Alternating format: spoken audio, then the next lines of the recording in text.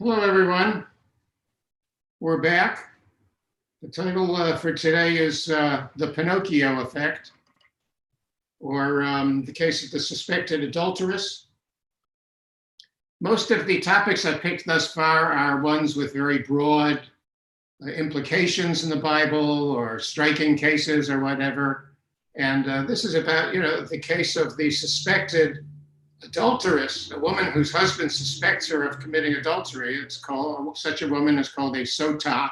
There's a whole tractate of the Talmud just on sotah. And you wonder, wow, how often did this come up? And you go, well, yeah, it does. Not anymore, but in those days, people committed adultery. And okay, I do know a joke. All right. This man suspects his wife. So he comes home during the middle of the day. He comes up the elevator to their apartment and he bursts in, and there she is. And he says, "You're with someone here." And she says, "No, look around. What are you talking about? I'm not with anybody." And he says, "There's 2 martini glasses on the coffee table." And she says, "Yeah, I had a martini. And then, I forgot that I had it. So when I went to get the second one, I took out a fresh glass." He says, "There's a cigar in the ashtray on the coffee table." Ashtrays are these things we used to have when I was a kid. So there's a cigar in the ashtray. She says, "Yeah, I've taken up smoking cigars. Women can smoke cigars."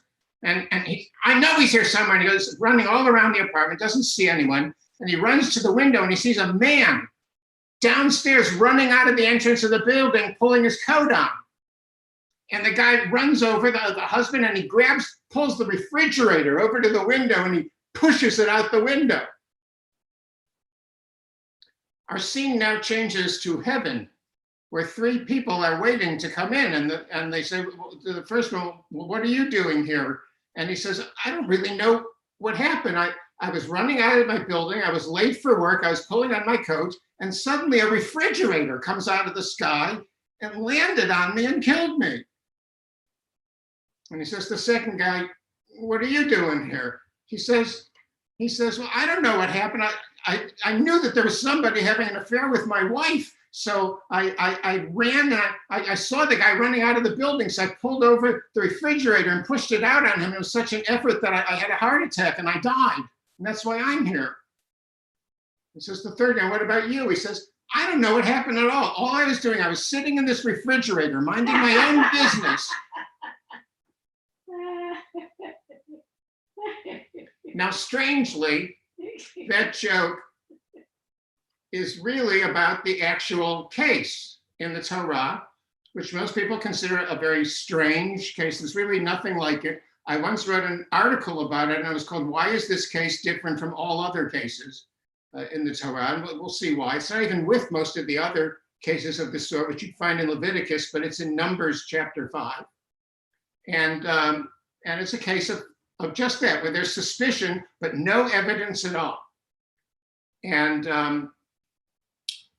I think so we can all start equally. I'm just going to read the whole thing. It's about 20 sentences. It's not that long, and that way everybody, starts even. Let's see, which translation shall I use? Okay, I'll use mine.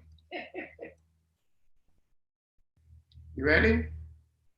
"Any man whose wife will go astray and will make a breach of faith with him, and a man has lain with her, an intercourse of seed, and it has been hidden from her husband's eyes, and she has kept concealed, and she has been made impure, and there is no witness against her, and she has not been caught.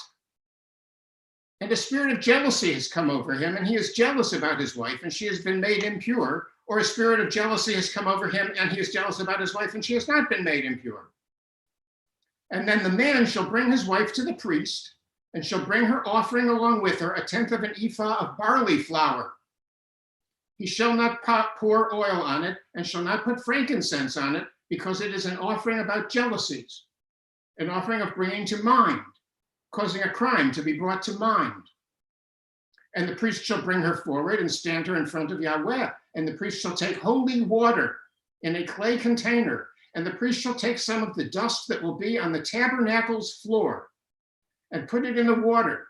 And the priest shall stand the woman in front of Yahweh and loosen the hair of the woman's head and put the offering of bringing to mind on her hands It is an offering of jealousies. And in the priest's hands shall be the bitter cursing water. And the priest shall have her swear. And he shall say to the woman, if a man has not lain with you, and if you have not gone astray in impurity with someone in place of your husband, be cleared of this bitter cursing water. But you, if you have gone astray with someone in place of your husband, and if you have been made impure, and if a man other than your husband has had his intercourse with you, then the priest shall have the woman swear a curse oath. And the priest shall say to the woman, let Yahweh make you a curse and an oath among your people when Yahweh sets your thigh sagging and your womb swelling. And this cursing water will come in your insides to swell the womb and make the thigh sag. And the woman shall say, Amen, Amen. And the priest shall write these curses in a scroll and rub them into the bitter water.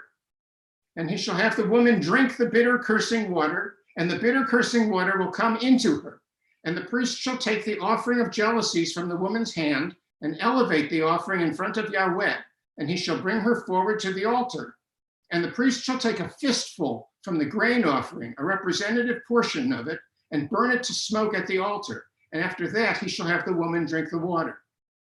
When he has had her drink the water, then it will be, if she has been made impure and has made a breach of faith with her husband, when the bitter cursing water will come into her, and her womb will swell and her thigh will sag, then the woman will become a curse among her people. And if the woman has not been made impure and she is pure, then she shall be cleared and shall conceive seed. This is the instruction for jealousies, when a woman will go astray with someone in place of her husband and be made impure, or when a spirit of jealousy will come over a man and he will be jealous about his wife. And the priest shall stand the woman in front of Yahweh and do all of this instruction to her, and the man shall be clear of a crime, and that woman shall bear her crime. Well, is that as clear to everybody as a glass full of dust and ink? Are we all clear about that? So you can imagine there are a lot of questions about this. And there's 2,000 years of interpretation we're going to have to cover here till we get to the right one. Think of all the questions about this that make it such an unusual procedure. First of all, it's in front of a priest, not a judge. Other offenses in the Bible are done in front of a judge. Second, is it trial by ordeal? There's no other case in the Bible of a trial by ordeal. This is not medieval Europe, this is ancient Israel here. But most people have taken it that way.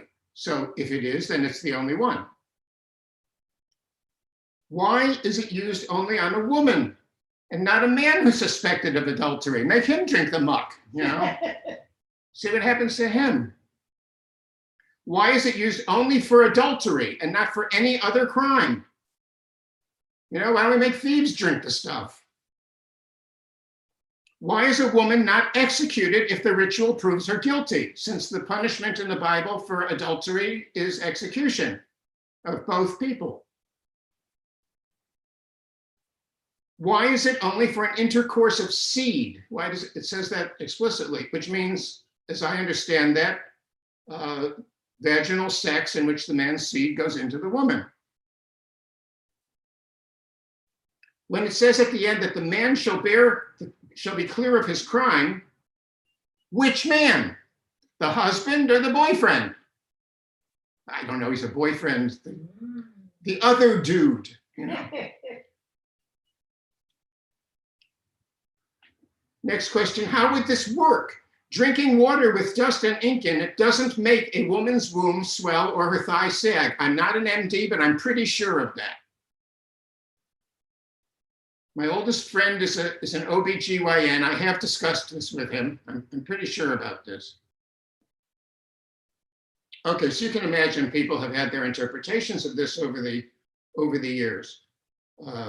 Possibility number one is that it really is miraculous or magical, because on this understanding, it requires a miracle to work, that you have to drink this and it's got to have this effect, and only on a guilty woman. So if I would take some dust and inky stuff and take an oath and drink it, nothing should happen. Dysentery.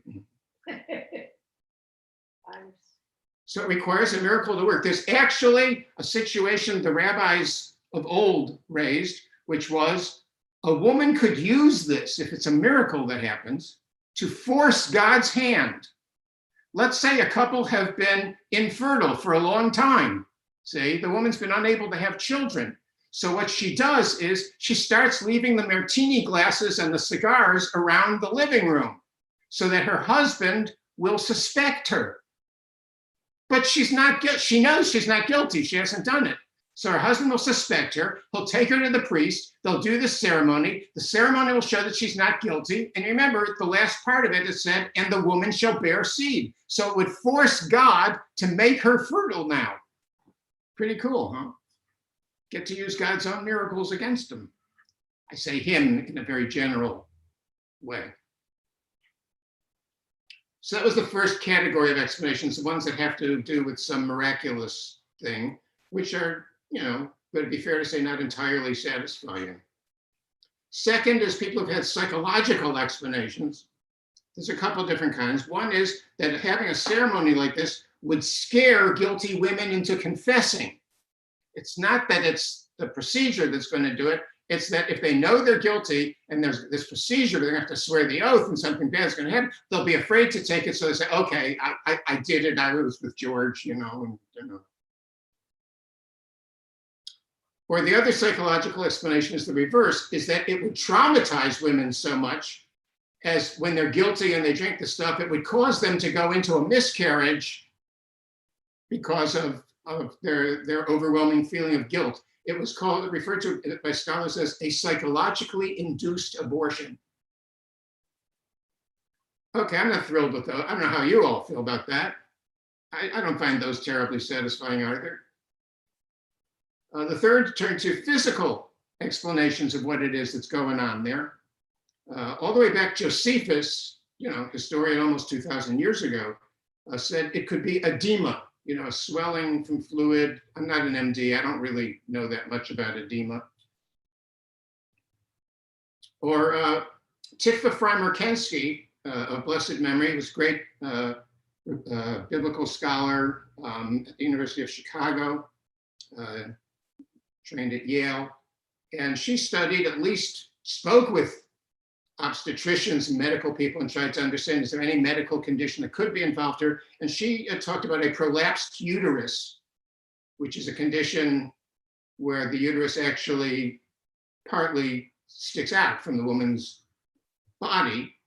And she took that as possibly what is referred to by the swelling and the sagging and so on. I just don't myself see how that fits the details of the story of the law, but I understand what's important is that she was trying to seek a rational explanation in terms of something that really happens. And then some scholars have said it may cause sterility. But of course, there are other scholars who said it may cause fertility if you're innocent. That's a great procedure. If you're innocent, it makes you fertile. If you're guilty, it makes you infertile. The same stuff. But the point is there, everybody was looking for some sort of real physical problem. Now, the objection to all of these views is that they're all proposing something that can't be counted on to happen. You can't have a procedure like this, which sometimes could give you a false positive or a false negative, to use the current terminology of our present world crisis. You can't drink this and it gives you a false positive and says she was pregnant when she wasn't, or was adulteress when she wasn't, or gives her a negative one where she did it and it says she didn't. So none of these allow for something. They don't allow for the possibility that they can't control what's going to happen. So my colleague of blessed memory, Jacob Milgrom, proposed that it was just the opposite. He said, this was really, I never agreed with Jack, but I had to admit, this was really clever. He said, since doing this doesn't produce that effect, drinking water with dust and words and all in it, I don't care if it makes you feel guilty, it doesn't matter. nobody will ever be found guilty this way. And he said, that's just the point. We're dealing with a case where I told you at the beginning in 4 different ways that there's no proof. It says there's no witness, they weren't seen, she was concealed, her father, that nobody knows. And he says, but you can't have a household go on like that where there's this suspicion by the husband forever and the woman always denying it, and they're not, and you need to bring some kind of reconciliation back to the house. And so you do the ceremony which finds all women not guilty. And he said, thus it could prevent lynchings, which is curious because they didn't lynch people in biblical times. They did bad things, but it's usually, stones and so on. Now that's a pretty good, it's an interesting answer, but it still leaves open some of the same questions you had about the others. If it's that, then why is it only on women and only on adultery? Why isn't it for other crimes too then? Where you can't tell for sure if something's been done and you want to have safe, peace in the community and not have lynchings, then have a test for that too. And also, why not do it on men so we don't lynch men for committing adultery either? So we come to my view. So here's what I'm thinking. If I came in here today and I said, I've got news. It's about my niece. Pretty soon, those of you who know her, you're going to see her womb swell and her thigh sag. What would 100% of you think I'm saying? Right? She's pregnant. If you hear 2 women and they're talking about a third woman negatively and say, well, I don't want to say anything about Sheila, but with my apologies to any Sheilas out there, I don't want to say anything about Sheila, but I think pretty soon you're going to see her belly swell and her thigh sag. What would absolutely every one of us understand her to be saying? She's pregnant. It's a euphemism for being pregnant. And especially when you read it correctly, because most English translations say when her belly swells. It's the Hebrew word beten. Beten in the Bible never means belly. If you check all the occurrences, it always means womb. We take it to mean belly because later in Hebrew it meant that. So today an Israeli kid says to his mother, "Koef li ha-beten," it means I have a tummy ache, mommy. But that's now. We use the word beten in this very general way, like we use tummy in English for no particular abdominal organ. But in the Bible, when Rebecca has the twin fetuses that are going to turn out to be Jacob and Esau in her womb, and they're fighting with each other, and she's in distress, she prays to God, and God says, there are 2 nations in your beten. He does not mean that they're in the stomach. God knows that babies don't come out of mommy's tummy. That's just something we tell little children. But he invented wombs and tummies, so we're going to assume that God knows this. I'm making a lot of assumptions about God. I keep assuming God's male, but I think I mentioned last time the woman who made me a feminist gave me this proof that God must be male. She said, look at this world. So I may have to use that line over again, like every 3rd meeting of us. So let's say it's about pregnancy. What's that doing then? What pregnancy does is it proves the guilt of a woman who has been with a man in place of her husband. Right? If he hasn't slept with her and she's pregnant, that's pretty darn good evidence that she's been with somebody. Now, that's one where commentators have also always gone wrong, because in the Hebrew, it says she has been with another man, tachat, her husband. Tachat in Hebrew, half the time it occurs means under, and half the time it means in place of. So they've always taken it as meaning under. And you go, what do you mean under? You mean a missionary post? No, they didn't. No. They weren't talking positions. It meant under husband. They say meaning under her husband's authority. Except there's no other place in the Bible where the word under is ever used that way. So they're just trying to deal with the fact that the word under doesn't make sense. But the other meaning of in place of makes all the sense. It's that she hasn't slept with her husband. She has slept with George. Is this a far out possibility? This is precisely the case of David and Bathsheba, isn't it? David has an affair with Bathsheba, but her husband is away at the war. She hasn't slept with her husband. And that's why David has to worry now that when she gets pregnant, everybody's going to know that it was an adulterous pregnancy. So if you remember the story, he summons her husband, Uriah the Hittite, back. And Uriah comes home and David says, Uriah, good to see you. Go home, spend the night with your wife, then go back to the war. And Uriah goes out and then they report to David saying Uriah slept on the doorstep of his house. So he summons him. He says, Uriah, it's the funniest thing. I heard you slept on the doorstep of your house instead of inside the house with your wife last night. What's that about? And Uriah says, the ark of the Lord is out there in the field under all the elements and all. Could I enjoy my own quiet home in bed with my wife? I've sworn an oath to the Lord I won't do that. And David's going, oh, great, the first religious man in the Bible. I finally got somebody who really cares about all that, and it had to be this one. So Uriah, by doing that, he committed the crime of, my teacher, Frank Cross, said he committed the crime of being stupid. And so David arranges for Uriah to get killed.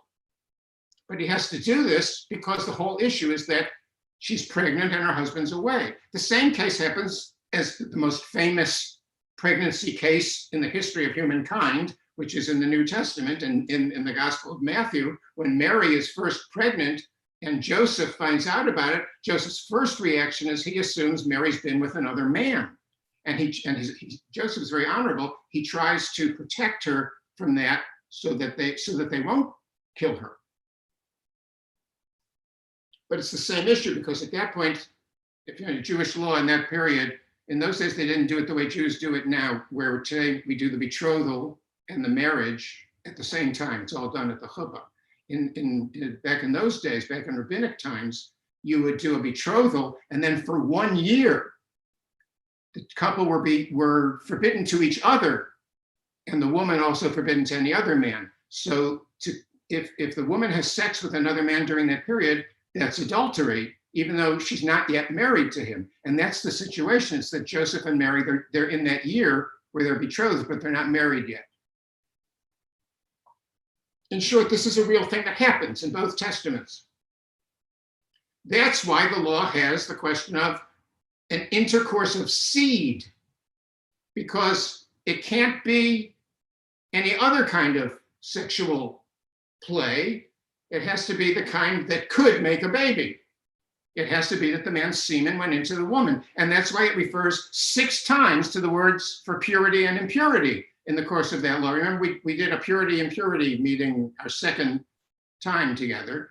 And one of the things that spreads impurity is if a man's semen goes onto an object or into a woman. And that's why the law is only done on a woman and not on a man. And many of you may not have had that course in biology, but I learned in college in biology that only women have babies, men don't have babies. So since men don't get pregnant, there would be no point in having them drink some muck and wait for something to happen. Nothing's going to happen. That's why it's only used for adultery and not other crimes. You can't make a suspected thief drink this and let's see what happens, because it's specifically about sex when there hasn't been a married partner present.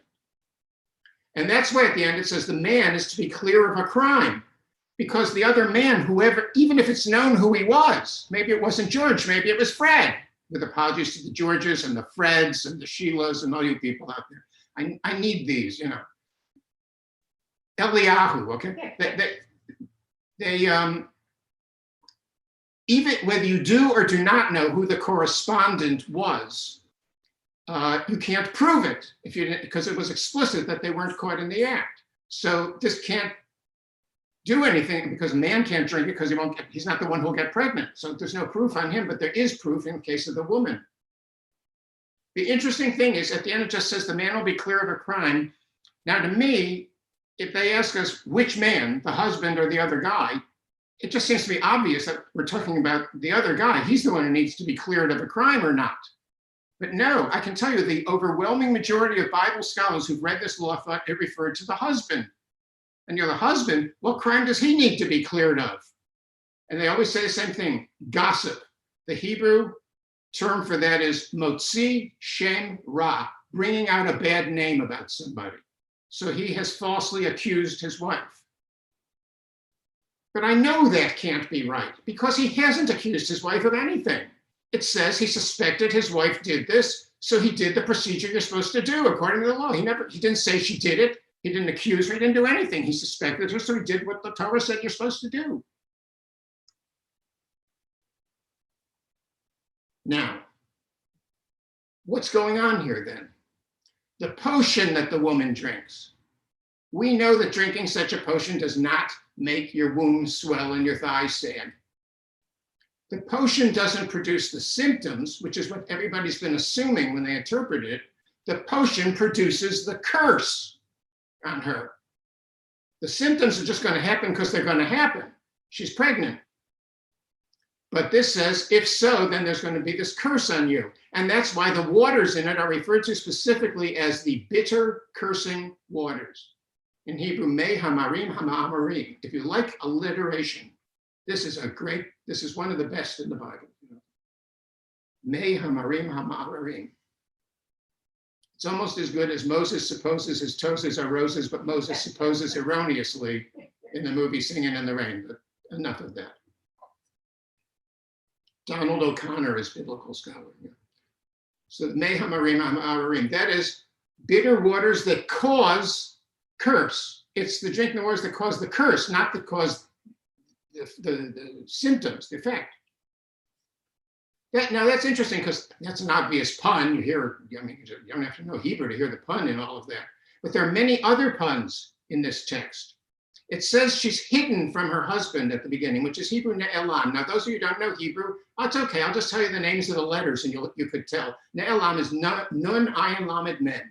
And it's in the case of a woman who has made a breach with her husband, which is ma'ala ma'al, which is mem, ayin, lamed. It's the letters flipped around. It's called a metathesis, where you make a pun by flipping the letters into a different root order.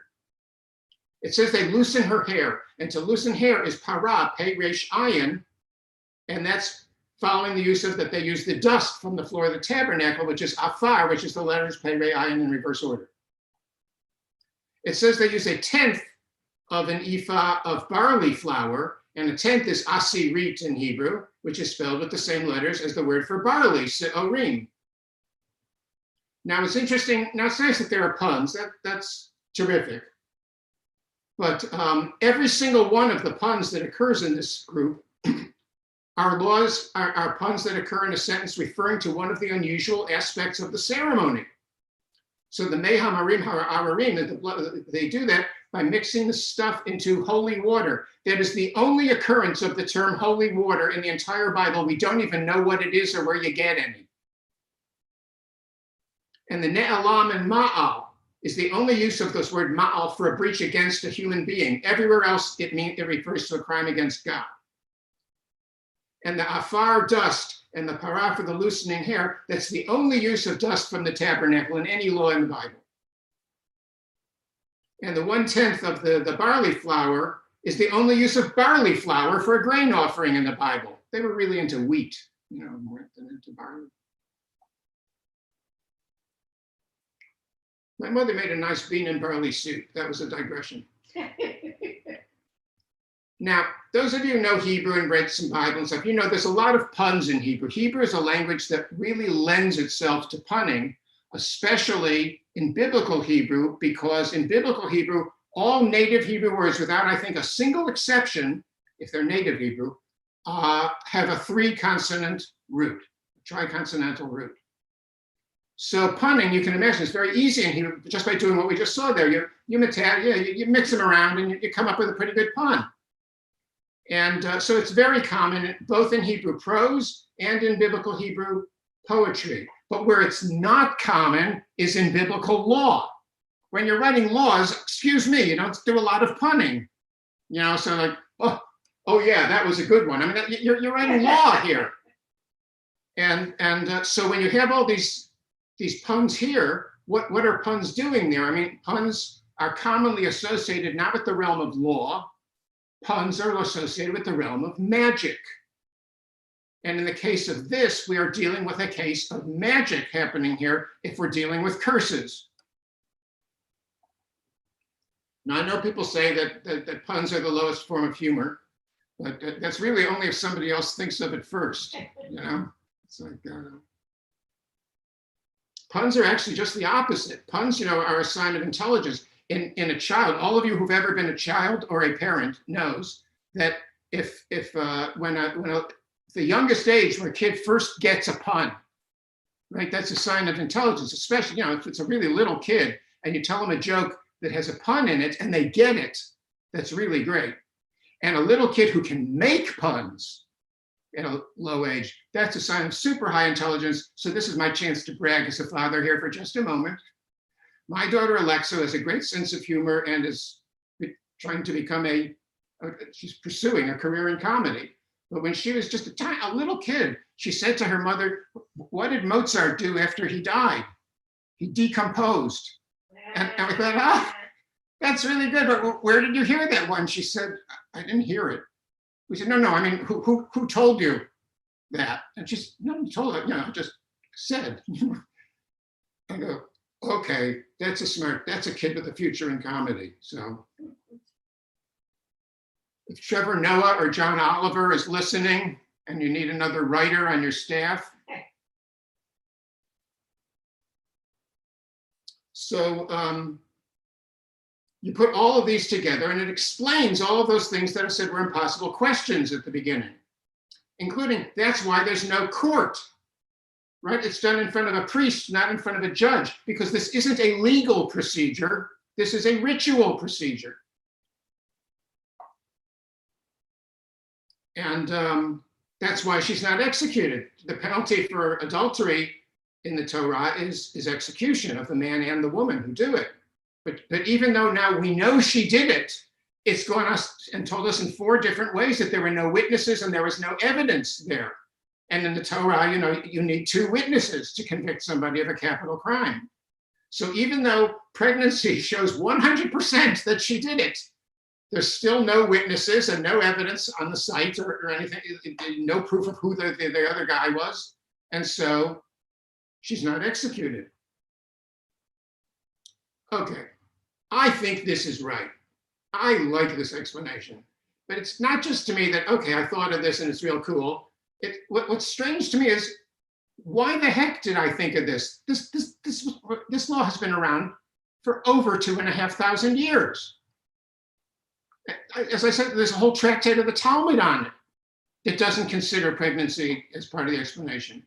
Of all the scholars, and believe me, I read just about everybody on it, only 1 or 2 mention pregnancy, and even then they don't figure out that that's what's going on, is that her pregnancy shows she had sex with somebody. Apparently they didn't know that where you get babies from. I mean, I don't understand why more people haven't at least suggested pregnancy to reject it then, but we don't even get that. So now I really have to address the question of, why didn't we figure this out all this time?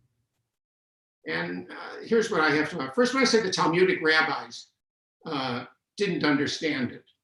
And you go, well, how would that be if they wouldn't understand it? It required dust from the floor of the tabernacle.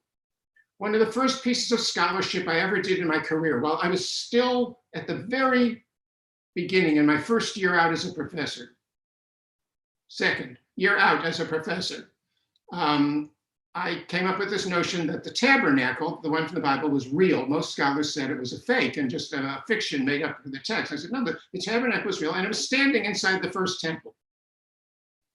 But then it was destroyed, the first temple. So there was no tabernacle by anybody's view in the second temple. Okay, have you all got that?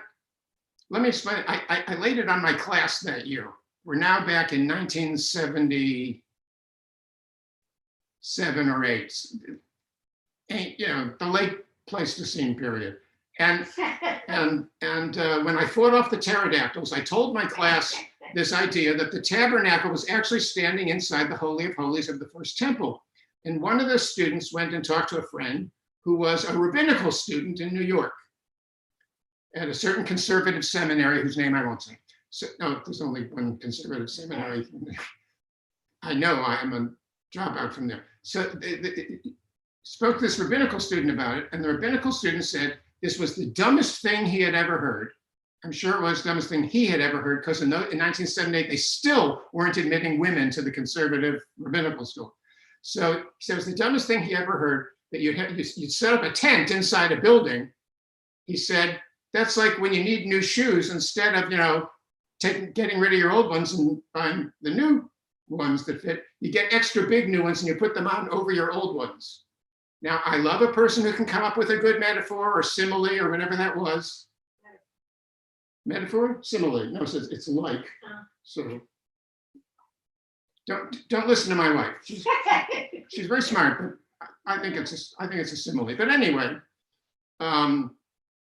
so therefore he said it was ridiculous. You wouldn't do that, setting up the tent in the building. So I sent back with my student a message, which was some questions to this rabbinical student. The first one was, are you married? Said yes. The second question was, were you married in a synagogue? Said yes. The third question was, did you stand under a chuppah? What the heck are you doing setting up a canopy inside a building? There are reasons why we still get married under chuppot, even those of us who get married inside buildings. I was married both times outside, so I didn't have this problem. You see, in Israel, weddings have almost always been done, ancient times to right now, outside, because in Israel, most of the time, the weather's nice enough that you can do that. But when Jews started living in Poland, places where it was cold and rainy, and England where it rains every day, when Jews were in these other places, they couldn't just, do that. So they started getting married inside buildings, usually a synagogue or a hall or someplace. But you still had to have a chuppah. If you tried to do it without a chuppah, grandma's going to show up. And Bubba's going to say, wait a minute, I stood under a chuppah. My Bubba stood under a chuppah. And my granddaughter, I'll be damned if she's not going to stand under a chuppah when she gets married. She set up a chuppah inside a building. Well, that would be the same thing with the tabernacle. It was the Israelite most sacred thing. It was the sacred place that housed the tablets of the Ten Commandments, the ark, everything sacred. What would you do when you build a temple? Throw it out? So they would put it inside there. But if it ever stood in a temple, it was only in the first temple, which was destroyed in 587 or 86 BCE. Which means by the time the rabbis were thinking about this in the Mishnaic period, like 200 CE, it had been 800 years since anybody had done this ceremony. Of course, they didn't know how it worked. Who remembered? Second reason why people didn't get it is they all took the word beten to mean tummy, not womb. But if you look in the text, it always means womb. It never means a belly. Third was people assumed when they read the law, I don't know how you felt when you heard me read it, they assumed that the swelling and the sagging happened right then and there. You drink it, woo, and it pops out.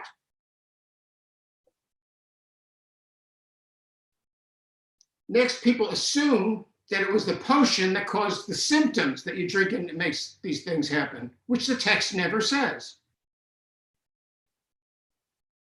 And the other reason I think why people didn't quite get it is that law is based on analogies. Law is based on precedent.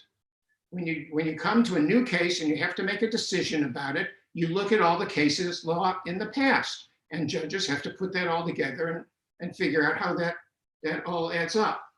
But there is nothing analogous to pregnancy in human experience. Pregnancy is the one extremely common experience in life in which two lives are so completely intertwined with each other. I can only think of one other like that, where the two lives are that tightly tied in biologically. And some of you might guess what it is or know what it is. But did you ever do, when I was a kid, we used to do minute mysteries, where you give like one or two clues, and then the people had to guess what the crime was or what the solution was, a locked door mystery kind of thing. They'd have to figure it out by only asking questions that you could answer with yes, no, or irrelevant. And one of them was this: a guy's and walks out into Times Square and says to another guy, "You, I hate you, and I'm going to kill you." And he takes out a gun and shoots him in front of about 100,000 witnesses. And there's a trial, and the jury takes like a minute to deliberate. And they absolutely find him guilty. And the judge says, "This is a heinous crime. There's no question you did it, absolutely." And then the judge lets him go. And you go, why? And then you have to figure it out. And when it turns out, I'll give it away so you don't have to waste, precious brain cells on this. It turns out the reason why is he's a conjoined twin. What we used to call Siamese twins, right? So what are you going to do? If you execute him, you're going to kill his brother? He didn't do anything. You're going to put him in jail. What are you going to do? Put his brother on the other side of the bars? I mean, there's nothing you can do about it. So if any of you are a conjoined twin, go out, commit some crimes, man. They can't do nothing to you. They can fine you. Now, the point of that minute mystery is strangely similar to this situation, because it's the only other situation where you do something to one person and you can't do it without it impacting on the other. This is not an abortion talk today, but when I did write about abortion, I said, that's what makes abortion at its very center such a complex issue, with people having such strong feelings on both sides, because that's the other human situation where two lives are caught up so completely in each other, which is pregnancy. So for all these reasons, I think we've missed figuring out this law. You could say, okay, but it doesn't matter that much because we don't carry out this law anyway. We got no tabernacle, we got no dust, we don't do curses, we don't go to priests. But they did. So the bottom line of all of this is an example of how different the biblical world was from our world. So different that even in the early rabbinic era, we Jews couldn't figure out what in the world was going on in this law because it was from a world long gone. Now, I picked this because it's such a solid case of that, such an obvious case where even if you don't like my answer, you like somebody else's answer, but we don't know, we've had such a hard time with it because it's coming out of another world. And this is truly meant just to set up our next meeting, which if you'll look is titled, "Why the Biblical World Was So Different from Our World." And you'll find that this case was tinker toys compared to what we're going to have. The biblical world was another world. It was another stage of Judaism. Some people say it wasn't Judaism, that there was Israelite religion, or they call it Yahwism, a term that I deeply hate and have never used. And that then Judaism is this later thing that developed. And I just don't buy that at all. You can speak of two different stages in the history of Judaism, the biblical stage and now the stage that we've been in for the last couple thousand years. But don't break that continuity and say that there was a stopping point and a new religion formed. It's just a natural part of religion that they go through changes, stages, and religions that don't go through them become more fundamentalist, more legalistic, more oppressive usually. We did our first one earlier, and then our next one was with the birth of reform a lot of centuries later. Okay, everybody happy? Have we all learned something now? Don't go suspecting each other. Excuse me, my advisor is telling me something. Pinocchio effect. Oh, about the Pinocchio effect. Yeah, I never did explain that, did I? When I first met Janet, my wife, at a dinner, so I sit down, they were saying, she says, yeah, you're a Bible scholar. What are you working on lately? I said, I've been working on the Sotah law. You know about that? She says, yeah. I said, well, what do you think is going on in the Sotah law? And Janet, who was a smart woman, said, I think it's the Pinocchio effect. Right? Pretty cool, huh? So we got married. Okay. Nice. As Rowan and Mark used to say, take it away, Dan. Well, so I'll say to people that are here, Thank you. That was great. If you would like to ask a question, if you can use the hand raise function on Zoom and then I'll know that I should unmute you to ask a question. So if you don't know where that is, if you click on the participants icon at the bottom, and then under the participants, there's a icon of a hand, and if you press that, I'll know that you want to ask a question. You can also ask your question in the chat. While people are getting organized to do that, I wanted to ask you, Professor Friedman, just the last thing that you said, or the last thing that you said before the Pinocchio effect, just about thinking about the times being so different back then. I know that'll be the subject of next time, but when you talk about the continuity of a religion, I'm curious whether you would say that Judaism and Christianity represent two continuous forms of Judaism that came from that same branch, or whether there's a way in which there really are distinct, and Christianity in some way is not a full-on continuation in the way that you're describing. I usually explain this there's two alphabet ways of explaining this: the Y effect and the H effect. That's the Y effect is, picture the letter Y, and there's biblical religion, right? And then it splits off this way into rabbinic Judaism, and it splits off that way into Christianity. And each of them is equally a child of this Israelite religion, which people who take this view then will only refer to the first one as Israelite religion or Yahwism. That's one view. And the other view is the H, which is, and I think of a small h, not a capital H. So it's here it is, Judaism. It's like this. Biblical, modern, Athens, Georgia today, all of Judaism. But at a certain point around the year 1, it splits off and makes Christianity over here. Now that's my understanding. It's the H, not the Y. That Judaism continues, and is Judaism all along, but it goes through some definite transformation. And around the same time that Israel was changing, Christianity was born with its ideology. And it's not coincidence that those both happened at the same time. Once the Hebrew Bible was done, the question for Judaism was, what now? And which way are we going to go with this? And those of you who know your history of that, it's not that it went one day the Bible was over and then boom, rabbinic Judaism. Hello, Akiba. It didn't happen that way. There are centuries in between. And during that form, there were many different kinds of Jews fighting for who would be, the Sadducees and the Pharisees and the Essenes and all of those C's. They were all fighting for who would become the leaders of the future of the Jews and the molders of what Judaism would become. And then the rabbis won, and Judaism, a couple hundred years later, started to become a rabbinic religion. But that took a long time. So there was this middle period, which in the scholarship today, most scholars refer to as Judaisms, plural. So that kind of mixes up where it's the Y or the H, right at that turning point there, kind of becomes murky. But for me, I'm not prepared to say that what David was doing and Hezekiah was doing and Jeremiah was doing was not Judaism. Of course it was Judaism. It was in a country called, what was it again? Judah, yeah. Great. I have a lot more to ask, but I'm going to let Javi ask a question now. So I've unmuted you, Javi. Thank you. Can you hear me? Yes. I'm zooming all the way from Australia, so we've got a long way to travel. Oh, my.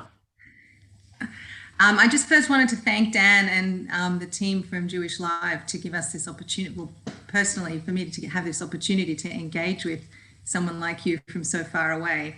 One of the positives of COVID, to be able to have these amazing opportunities.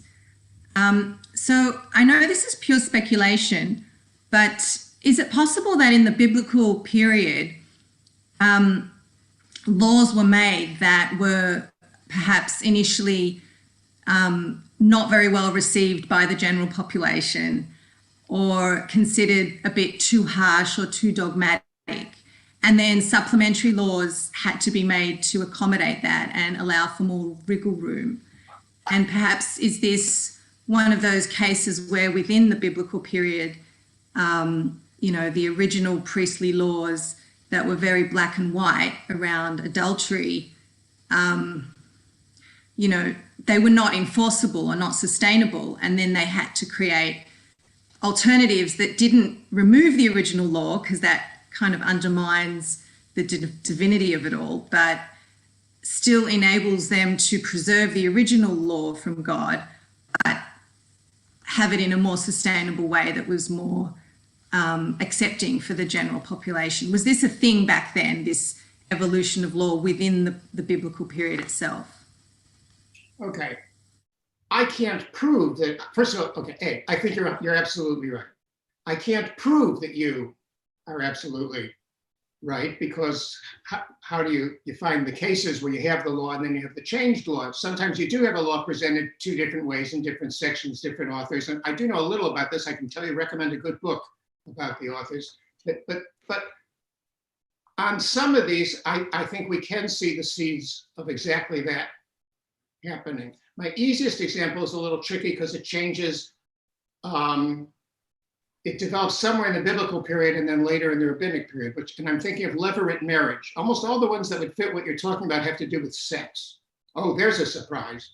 And have to do especially with sex in a world where there was polygamy, which I'll get to next week, is after all one of the single biggest differences between the biblical world and ours. I'm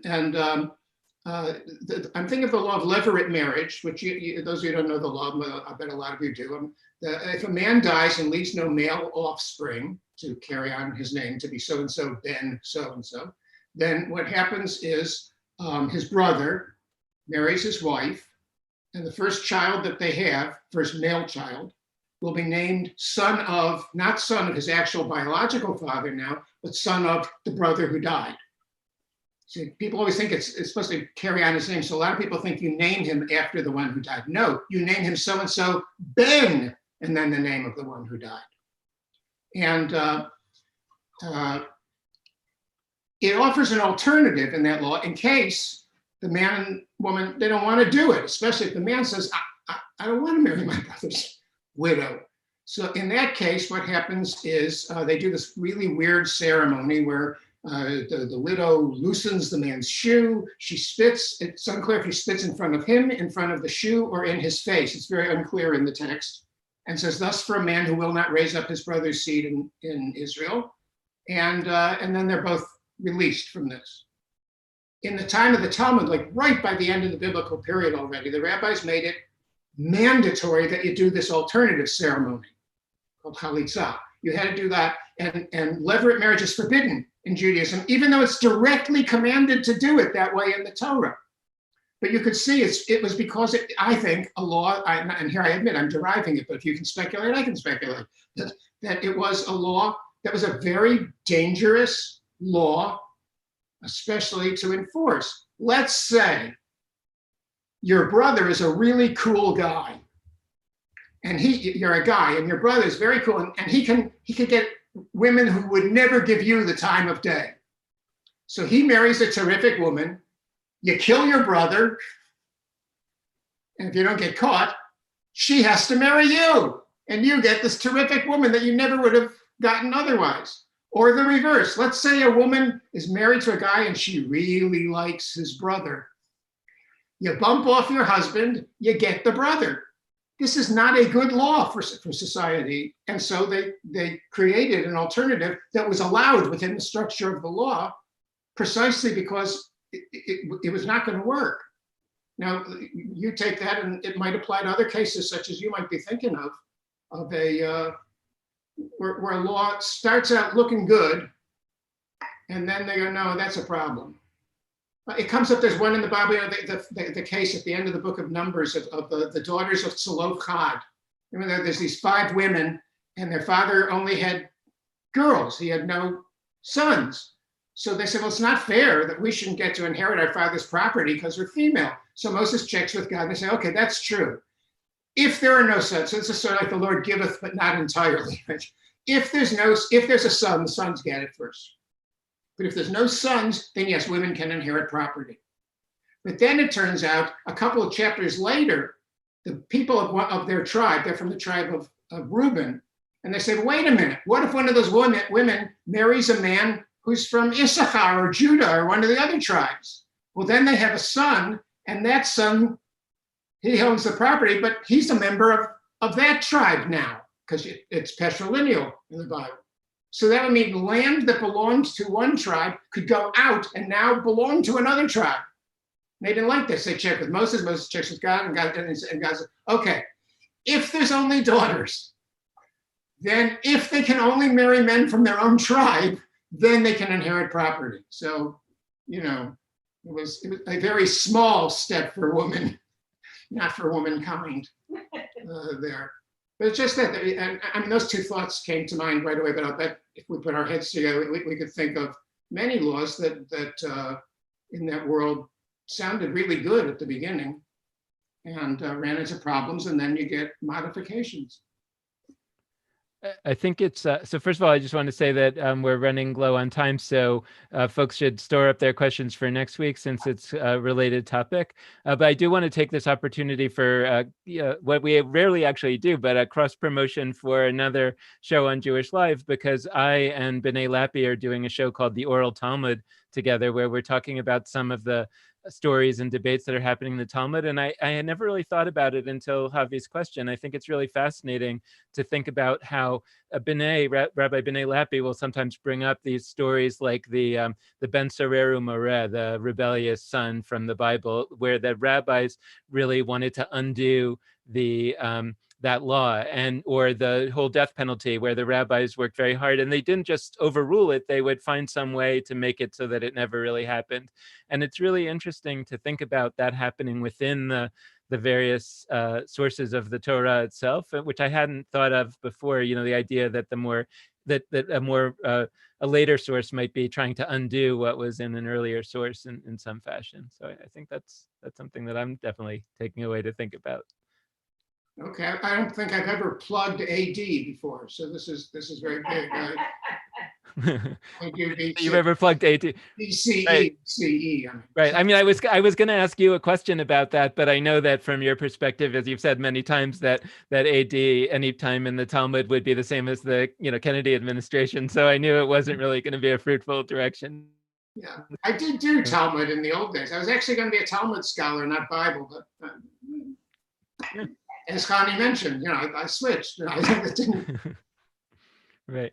Well, thank you to everybody for being here. We'll be here again next week talking about that topic of how is the biblical time different Be from our time. Stay well. Stay well. Bye-bye.